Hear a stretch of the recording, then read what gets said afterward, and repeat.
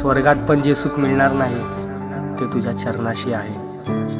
कितीही मोठी समस्या असू दे बाप्पा, तुझ्या नावातच समाधान.